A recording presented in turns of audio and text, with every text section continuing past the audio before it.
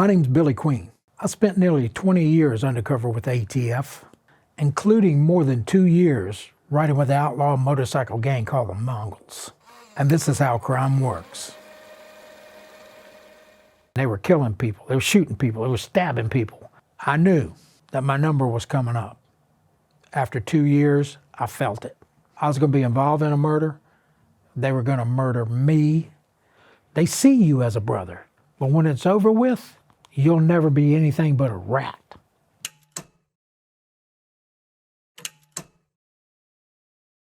The Sheriff's Department in Ventura teamed up with the IRS and ATF to go after the Hells Angels, Ventura chapter. And they asked me to go undercover with them. And so I did. I was only there a couple of months before John Ciccone, the case agent with the Mongols, came to me and said, "We need you to ride with the Mongols. Mongols are a lot more violent. They're creating a lot more havoc in Southern California, especially LA." I knew when I volunteered to do it, this could be the most dangerous thing that you've ever done undercover, and I'd been doing undercover work for years. The process of actually trying to get into one of those gangs, they're always making sure that they're not infiltrated by a cop. The first step is becoming a hangaround. You've got to get their attention. You've got to be what they're looking for. When they approach you and they say, "Hey, why don't you do this with us? Why don't you go down to this other club with us?" Then you become a hangaround. When I first went in, I looked as rough as I had ever been. My mental status at that time was confrontation. And I didn't walk into a lot, even most undercover operations, with a confrontation in my head, but I did that night. I'm going into a redneck bar that's got a bunch of violent people in it and Mongols in there. Entertainment in these places is watching the fights. I had a confidential informant with me, which was a problem. Confidential informants can piss backwards on you, and sometimes you can't control them. And in a situation like that, just made it even more dangerous. She did introduce me to the Mongols, who looked at me and like, "Okay, who the hell is this? Get out of my face." And as far as I was concerned, that was all that I needed or wanted. The Mongols got to see you for a number of weeks or even months before they'll even talk to you. What did it for me, I get into it again now with a dude that wants to fight. I've made numerous friends inside the place, but this guy wants to fight. He doesn't want to fight with cue sticks and stuff. He wants to go fisticuffs and stuff. So I do. I don't hurt him, but I took him down. But that made an impression with the Mongols. The Mongols say, "Hey, Billy, why don't you ride with us down to this other club?" And when that happened, I became an official hangaround.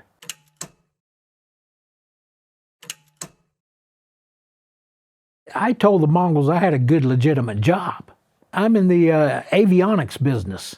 I get a lot of credibility for that. I'm older than they are. I got a legitimate job. There were 2 assistant U.S. attorneys that were assigned to the case. And I looked to them for guidance. What am I supposed to do when they start beating people? They're going to expect me to jump in and beat people with them. What am I supposed to do when they hand me a kilo of dope and I'm supposed to move that kilo of dope for them? At that time, both assistant United States attorneys sitting on the other side of the desk, they were doing this. Na na na na na na na na na na. I was going to do what I had to do to get in. I made my own line in the sand. Obviously, I wasn't going to kill anybody for that club, and I wasn't going to participate in rape, but I was going to be just like them.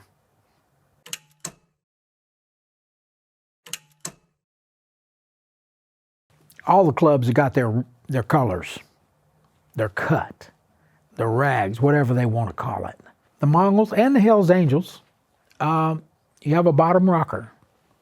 which you're given when you become a prospect. Then you have that center patch. Not until you get that top rocker with the Mongols do you become a full-patched Mongol. And same thing with the Hells Angels. These are my colors.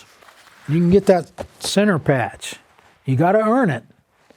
And they vote on it. A month turned into 2 months, turned into 3 months, till one day they did ask me. They threw them colors at me with that lower rocker. We want you in. They also threw an enrollment application, which was 3 pages long, that I couldn't cover. They're going to turn that over to a private investigator, and they're going to find out who you are. I was Billy St. John for a long time.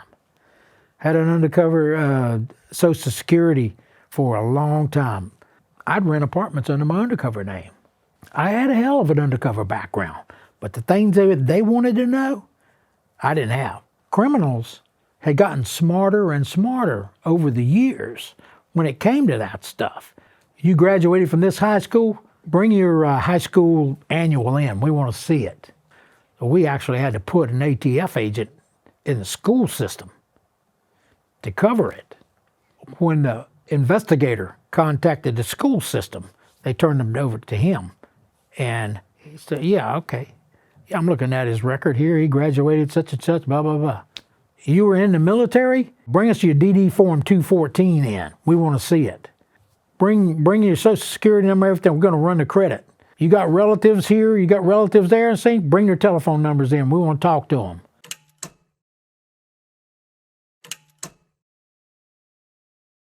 I got a call from the chapter president and the sergeant at arms. We're going to roll over the hill. We're going to go to some bars and stuff that we don't go to ordinarily, so leave your patch home because they don't allow patches in. We rolled over into Los Angeles, areas that we don't ordinarily go, and we partied. Somebody confronted or said something to Domingo, that's the president of the San Fernando Valley chapter. Domingo squared off on the dude. Make a long story short, he hit him. I did what I was supposed to do, and bam!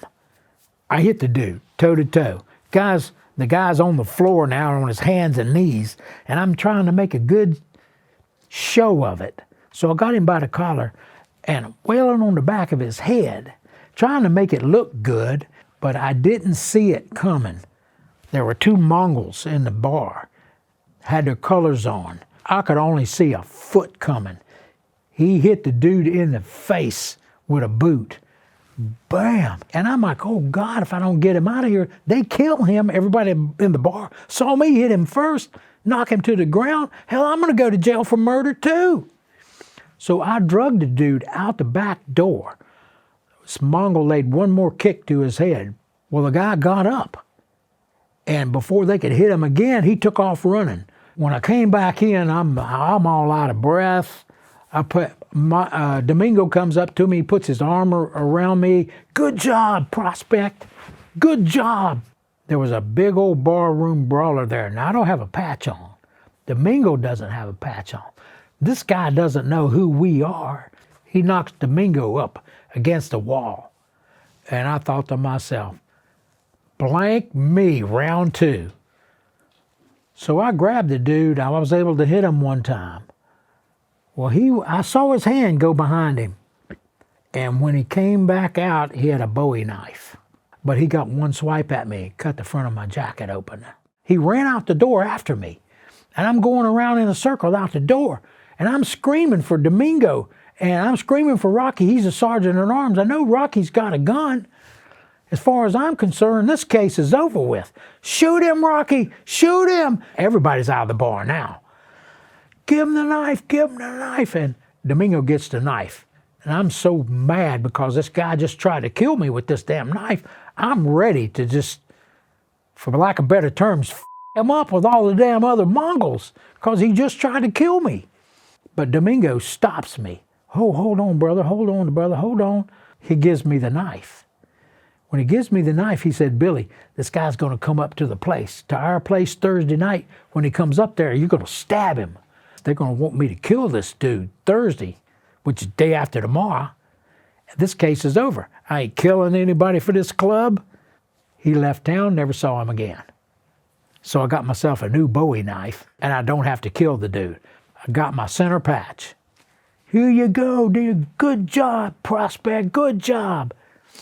So now I'm prospecting with a lower rocker in my center. And everybody in the club knows Billy Queen took that knife for the president of the San Fernando Valley chapter, but it doesn't get me my top rocker. It's months and months later. The top patch, you get that when you become a full-fledged member of the gang.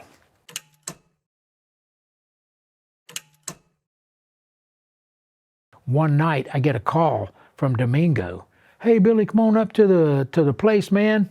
There's some national guys that are going to be there. So I went up there just thinking it's another prospect night. When I got there, they run a little scenario by me. They snatched my colors, and now they're going to beat me down because I allowed another Mongol to snatch my colors, and they got me out back. I'm in a big circle with all these Mongols, and Domingo is reading me the riot act. He says, Bud, if you don't want to lose that center patch and stuff, then you put this on. And he pulls out a top rocker that says Mongols on it, throws it to me. At that point, I knew I had made full-patched Mongol. Cheers go up. I'm cheering, yeah, yeah, because I don't know whether I'm happy because I'm a real Mongol or because I'm an undercover agent that beat them. I'm just happy as I can be. I just made full-patched Mongol.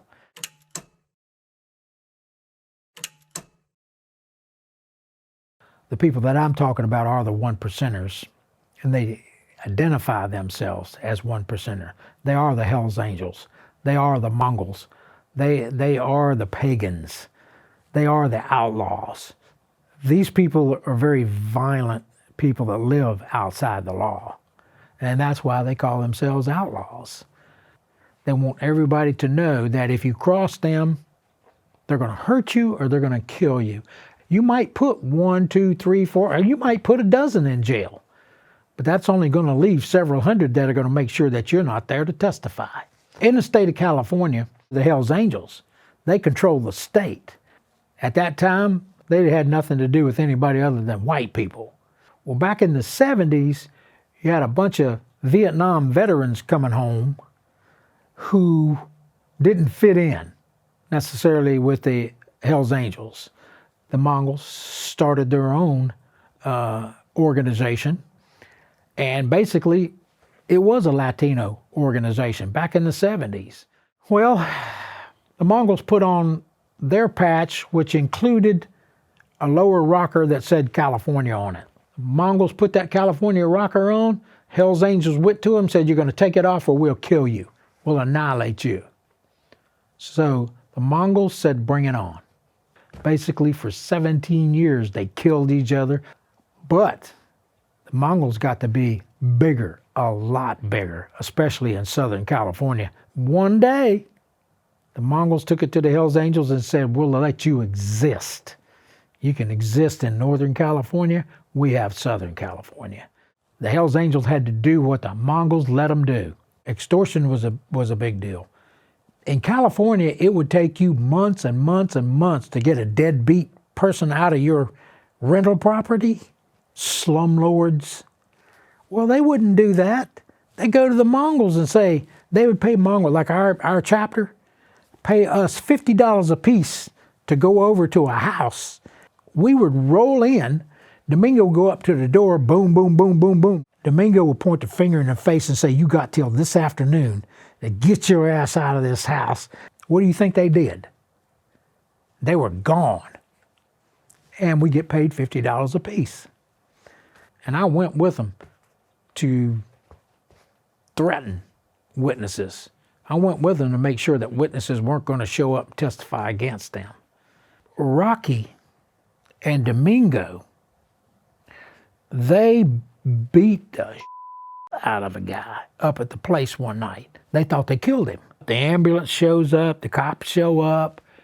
this one guy, he steps up and he says, Domingo and Rocky, they're the ones that beat this dude to death. Rocky leaves town. Domingo decides he's going to hide until one day he decides he's going to end it all. He's going to go down to the police department, walk in with guns, and he's going to kill as many cops as he can kill. And he'll go out a hero, that's what he said. But then they find out the guy didn't die, he's still alive. So we caught the witness down at the Sundowner, a club. And I'm there with 3 or 4 Mongols. They're going to kill him.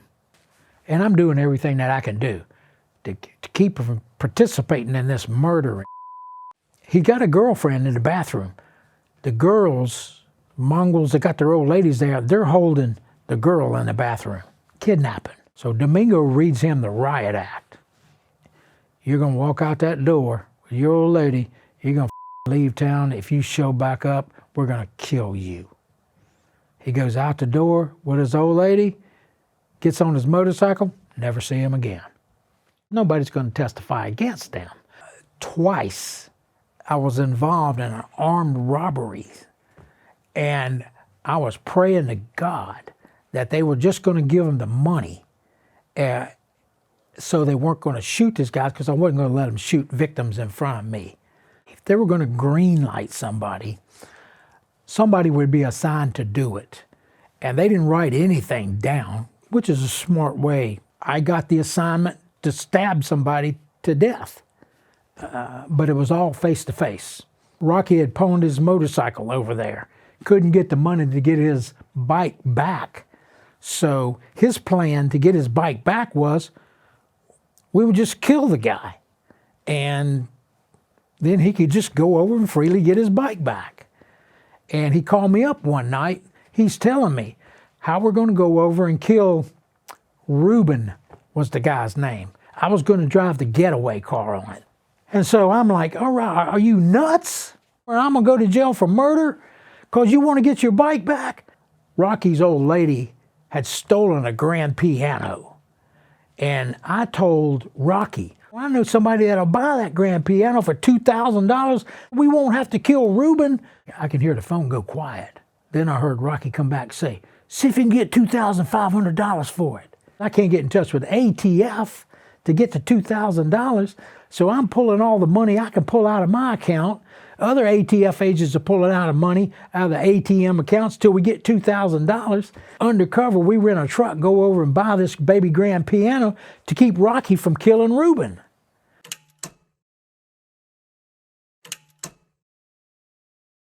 Mongols were in all kinds of businesses, criminal businesses.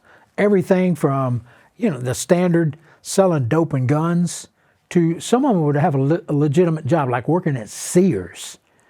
And if they worked at Sears, I could go into Sears, buy $25 worth of tools and stuff and walk out with $250 worth of tools.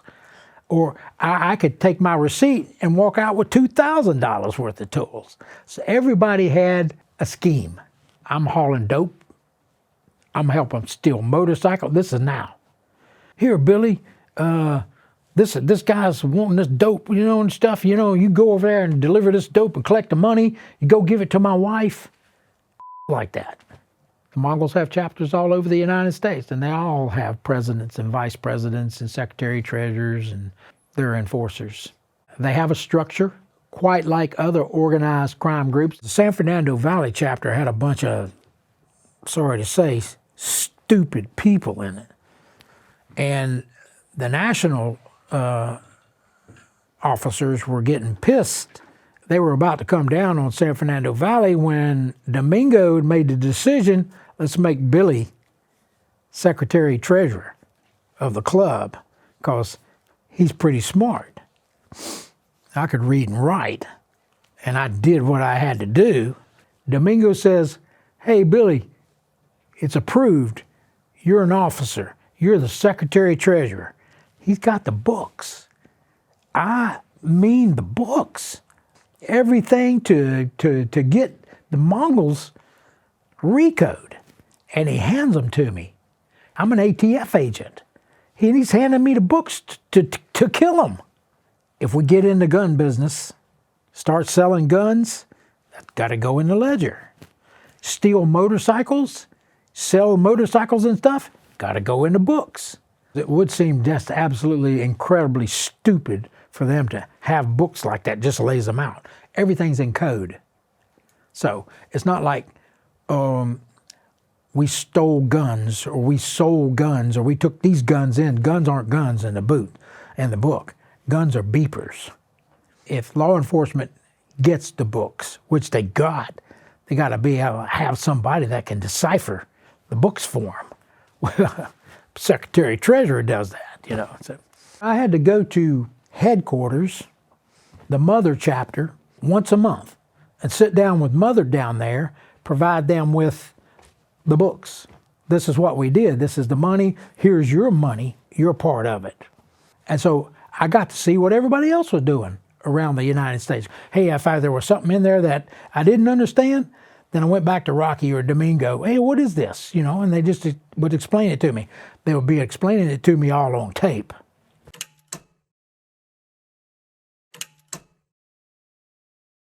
I'd be going somewhere, I'd look in my mirror, and I'd see John Ciccone right on my ass. Now that made me nervous as hell, and I'd have to have a word with him. What the hell are you trying to do, get me killed? And so, unfortunately, there'd be places where I was all alone. That was my life for the next 2 years. I never wore a wire, but I did wear recording equipment. A wire is different than a recorder. A recorder is just on you, but a wire is transmitting somewhere. My car was hardwired. My apartment was hardwired with audio and visual. There were numerous times where I was in situations if I knew if I were going to come out alive, it wasn't because the cops were going to come in and save me. It's because the Mongols were going to save me. And I loved them. About 1.5 years in, my mother died.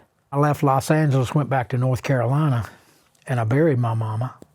And it was very, very emotional for me. ATF wanted me back on that motorcycle. They wanted me back in. They didn't say a word to me about my mama dying. I didn't get a card, nothing. Just get back on that bike, buddy, and get in. And I rode that bike over to a guy's house named Evil.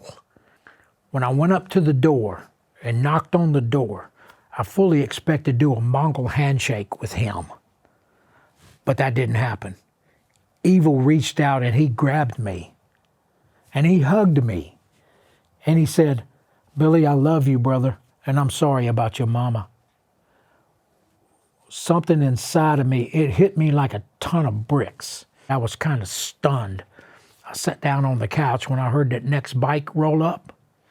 I got up. It was a young guy by the name of JR. I got up to do the Mongol handshake with him. He grabbed me. He hugged me. And he held me. And he said, "Billy, I love you, brother. I'm sorry about your mama, brother." And he held me. And I felt something rush through me that I can't explain. The next guy that rolled in, it played out again and again and again. And I thought, Jesus Christ, what are you doing, Billy? You can't testify against these people. They love you. I didn't know what I was going to do. We got on our motorcycles, we rode into this huge run. There were hundreds of Mongols there. We had a whole motel, and they hugged me. And we love you, Billy. We love you. I wanted to get on that bike. I wanted to be Billy St. John. I didn't want to be Billy Queen. I wanted to ride off with those Mongols. And the only way that I could handle it that night was to drink. And I drank and drank till I got to the point where I was going to pass out right there. It must have been 2, 3 o'clock in the morning. Something Mongols came in and they were shaking me. "Billy, get up. Get up, Billy, get up." Yeah, what the hell's going on? What the hell? There were SWAT teams. They had the motel surrounded. Now they were calling every Mongol out at gunpoint, to include me. And I'm there on my knees with with all these other Mongols with my hands on my head. And at that point, it was like getting hit in the face with a wet squirrel. I knew I couldn't ride off with these guys. I wasn't going to rape. I wasn't going to kill for this club. And I realized who I was again. One day I loved them. Next day I hated them.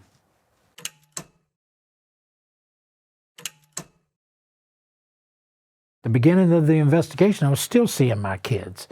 But after a year and a half, I had none of that.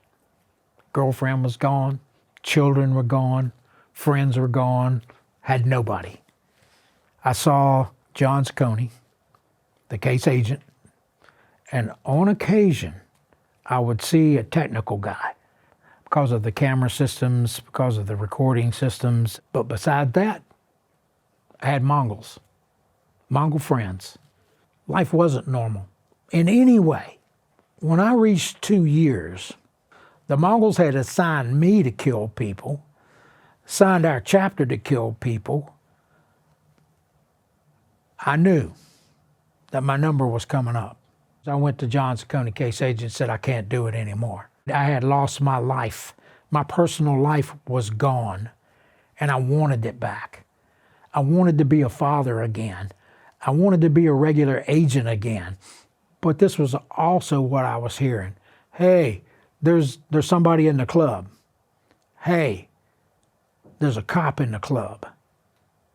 But they were having discussions in front of me, we got to kill him. I just hear them talking about having to kill a cop that's in the club. That, along with losing my life and knowing that it's about to catch up with me, I made the decision, time to get out, or something bad's gonna happen.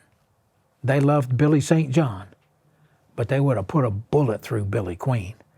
But we needed enough information for the search warrants, for the indictments. It took an additional 2 months to get the information they needed. Every day I rolled in, I looked at them to see the way that they were looking at me, to make sure they were going to kill me that day. It was miserable for the next 2 months until we were ready to take them all down.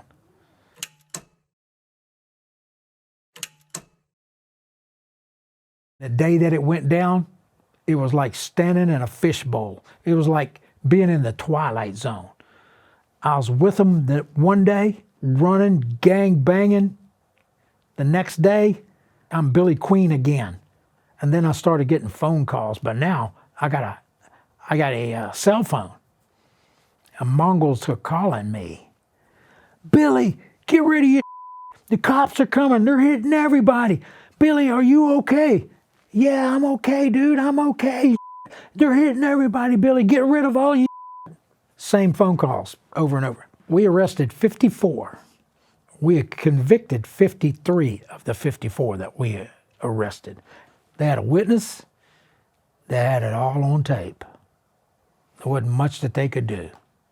I had answered enough calls. It went from, Billy, you hear what's going on? Hide your Billy, to the calls that went like this. Hey, Billy, where are you, brother? Wasn't long after that. You mother, we will kill you. Till I didn't want to hear that anymore. Click.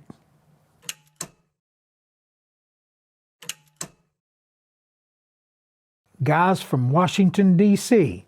walked in that CMERT, and they laid a wallet down in front of me and said, here's your new life, Billy. You're going to Plano, Texas, but your family's going to Miami, Florida. What? They separated me. What about my children? What about my life? Billy, we just want to keep you alive. We want to keep your family alive.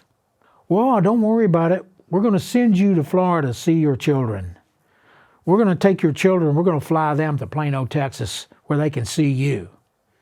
For the next 2 years, I got to see my children one time. I was never going to be a father again. I moved into a witness protection program. I had a great big box of tapes that I had made undercover. When this case comes up, pull them tapes out, transcribe tapes and stuff, get on an airplane, fly back to LA, testify against these people. Lay it out by the pool, transcribing tapes. Get on an airplane, fly back to Los Angeles, or fly somewhere else. Testify in state court, testify in federal court. SWAT teams pick me up, escort me to a courthouse, slip me in the back doors, or come up, sit down, testify against Mongols, put me on an airplane, fly me back to Plano, Texas. That was my life for the next 2 years. The greatest majority of them pled out. Operation Black Rain. It was extremely successful.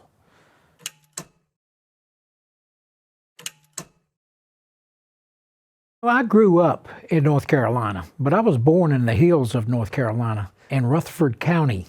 At 5 years old, I moved to Greensboro. That's when my dad joined ATF. My goal was to be an ATF agent like my dad. I was a soldier right out of high school. I had a twin brother. Me and my twin brother decided Vietnam was hot and heavy at that time. We weren't going to wait for the country to call us up. We were going to go join. And we joined, and we both volunteered to go to Vietnam. They sent my brother first. And I was with the 82nd Airborne Division when they sent my brother. He was there about 4 months, and he was severely wounded when they brought my brother home. He was on a gurney, and he couldn't get up, couldn't sit up. And I said, brother, I'll get some payback for you, bud. Got back in the Jeep, went right back to the 82nd Airborne Division that said, send me to Vietnam. And they did. And so overall, I ended up serving with the 82nd Airborne Division, the 18th Airborne Corps, 504th MP Battalion, and the 11th Special Forces Group. To get a job as an 1811, that's a criminal investigator with the federal government, FBI, ATF, DEA, U.S. Customs, you had to have a 4-year degree. So that's why I went to college.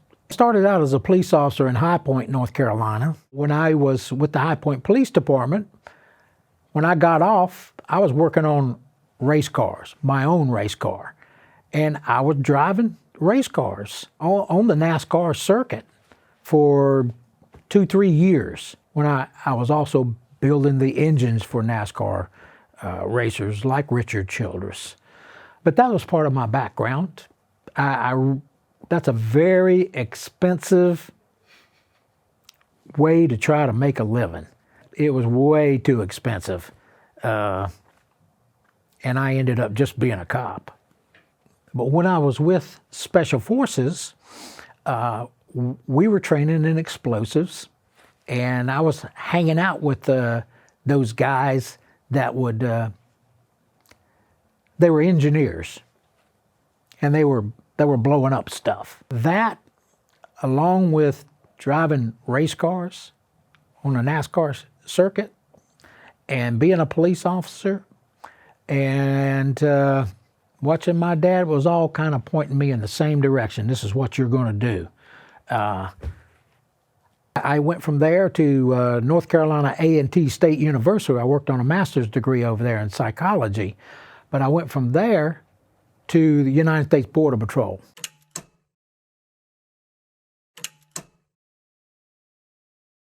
When I joined ATF, the training, of course, you had to go through the basic investigation training. A whole lot of it was firearms training. And I'm not talking about going out to the firing range and just shooting pistols and stuff, but they introduced you to machine guns. What people think are illegal weapons out there, short-barrel shotguns and short-barreled rifles, silencers. They did have M79 grenade launchers, but you also went through explosives, post-explosives training. And that was everything from homemade devices, pipe bombs, to military-style explosives. When it comes to undercover work, ATF does have an undercover school. They'll have a basic undercover school and have advanced undercover school. I went to both. And the basic undercover school pretty much was, these are the warning signs when it's time to get up and get out. It was also how to testify in court as an undercover agent. But it was really basic. Did not really teach you any psychological sides of it. Didn't teach you how to talk your way out of getting killed. They had an advanced school also. It was pretty much how to buy dope or how to buy guns. They would set up scenarios and had professional actors. You would work your way in to a realistic type situation, and they would be evaluating you and your performance, and then they would tell you after it was over with, well, you did this, or you did this, or you said this. And the difference in advanced undercover school and reality: in advanced school, you're not challenged when it comes to your nerves, because you know they're not going to kill you. But in reality, when you're behind enemy lines and you're dealing with the real bad guys, you always got in your mind, if this goes bad, they could kill you. So that's a different side of real undercover work versus trying to go to school and learning how to be an undercover agent. When it comes to undercover work, it's like a talent. You got to have the guts to be able to go behind enemy lines, stand toe-to-toe with the guys that'll kill you, and not be nervous about it. Be able to play the game in their backyard and be able to fool them into thinking you're just as bad as they are. And if you don't have that skill, then forget it. The first time that you walk in, you lock eyes with the bad guy, it all of a sudden becomes real. Because if it goes bad, they could kill you. When it came to working undercover operations and standing toe-to-toe with the bad guys, I mean, in their backyard, for the most part, that didn't scare me either.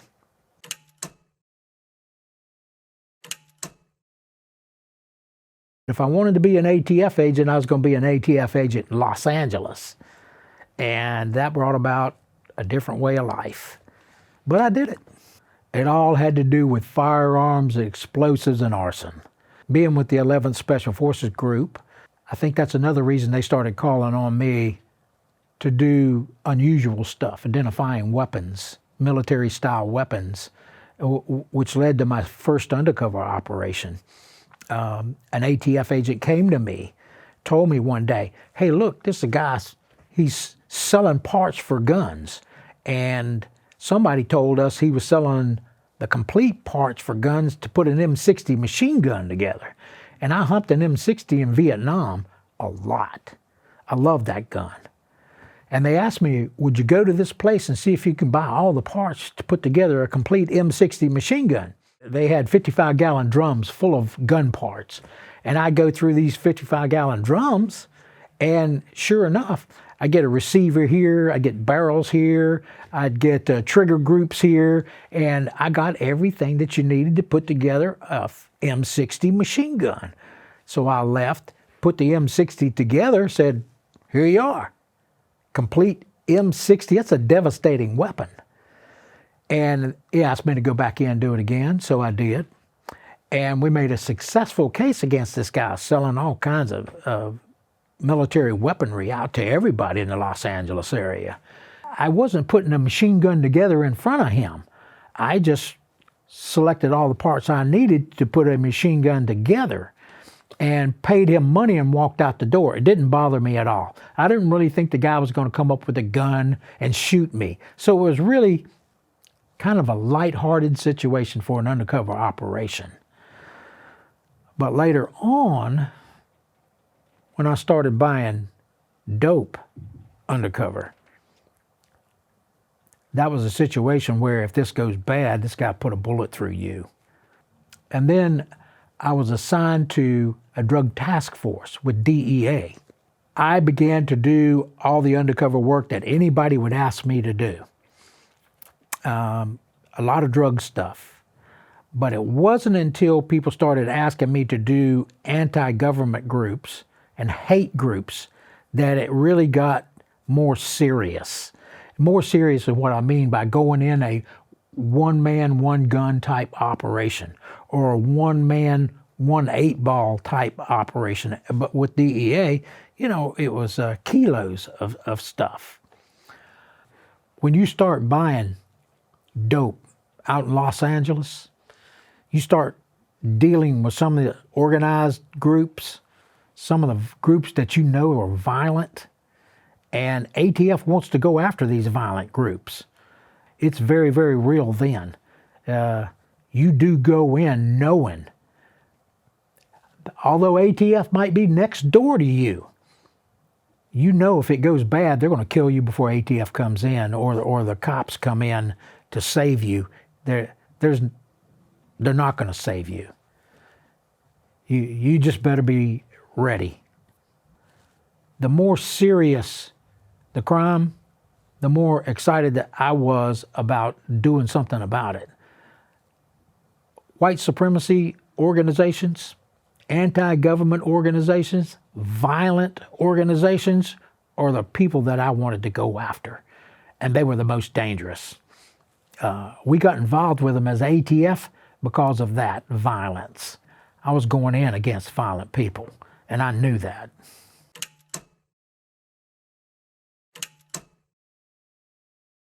The Hells Angels and the Mongols were always going to be at war, and they are today. And they're just as violent today with each other as they were back then, or when I was in. Did the ATF learn from this operation? Yes, they did. They did another outstanding undercover operation against the Mongols. Twice as many people got arrested. But they did learn. They didn't do it with a single undercover operative again. They did it with a whole group. And they did it with people that didn't have everything to lose. It ain't his life that's going to change, but it's everybody that is associated with him, personally associated with him, his family. His life's going to change. My ex, she was born and raised San Diego, California. She was born there, raised there. Her family was there. Her friends were there. They picked her up one day and moved her all the way across the country. No warning. Her life was upside down because of what I did. Really good for ATF, with the people out in California. But it was a tragedy for Billy Queen. Had I known what it was going to cost me, I'd have never done that.